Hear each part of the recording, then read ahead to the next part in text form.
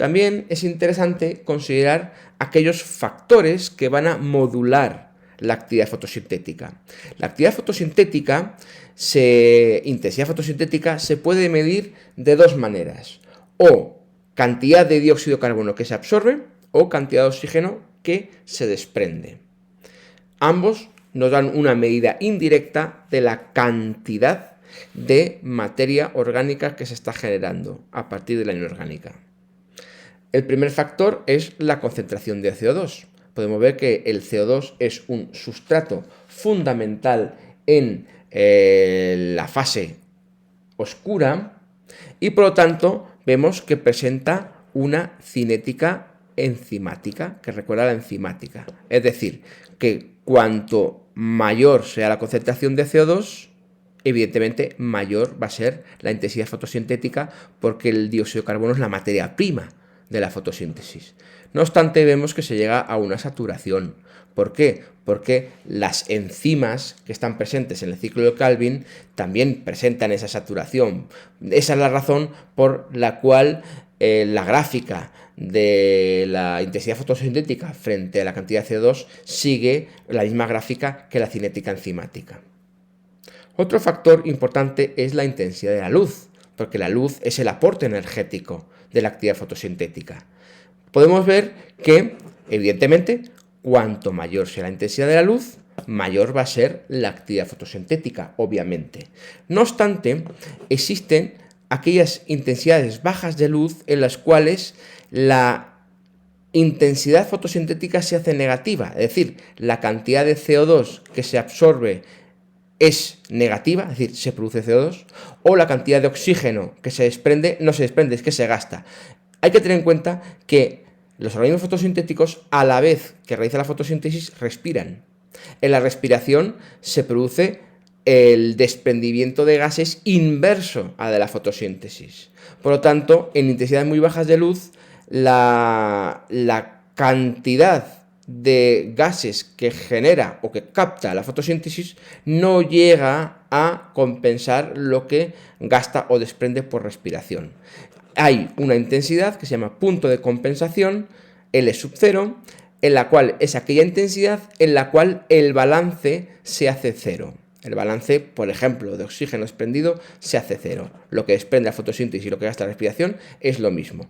A partir de ahí, al aumentar la intensidad fotosintética, vemos que el proceso fotosintético empieza a ser predominante frente al respiratorio y por lo tanto aparece un aumento de la intensidad fotosintética hasta que se produce una intensidad luminosa L sub S que vamos a llamar de saturación, a partir de la cual, por mucho que aumente esa intensidad, no va a aumentar la actividad fotosintética, básicamente por tres posibles razones. En primer lugar, por la desnaturalización de algunas enzimas, porque generalmente la intensidad luminosa puede llevar aparejada un aumento de temperatura. También puede ser por el cierre de las estomas, por la misma razón. Hay un aumento de temperatura, se cierran las estomas y por lo tanto disminuye la aporte de CO2 y, teniendo en cuenta esta gráfica, también se para el aumento de la intensidad fotosintética. Y una última razón podría ser el proceso de la fotooxidación de la clorofila. Este consiste en la sobreexcitación de este pigmento, de la clorofila, cuando ya llegan tantos fotones de luz que prácticamente la totalidad de las moléculas de pigmento han perdido los electrones y por tanto es imposible que vuelvan a excitarse y por lo tanto no es posible captar más energía luminosa e incrementar más la intensidad fotosintética. Otro factor es la temperatura. Si vemos la gráfica de la temperatura, podemos ver que evidentemente es una gráfica que recuerda a la actividad enzimática frente a la temperatura. Hay un aumento obvio con la temperatura porque favorece la velocidad de las reacciones, pero luego hay una disminución brusca a una temperatura dada porque aparece la desnaturalización de las proteínas, básicamente el ciclo de Calvin.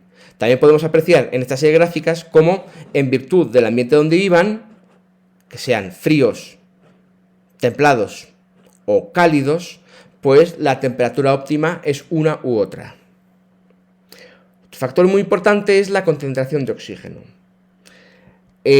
Podemos observar, aquí tenemos sobreimpuesta la concentración de CO2, que es la misma gráfica que está aquí, pero aquí tenemos la de oxígeno y podemos ver que hay un primer aumento, pero en general cuando el porcentaje de oxígeno aumenta, va disminuyendo la intensidad fotosintética.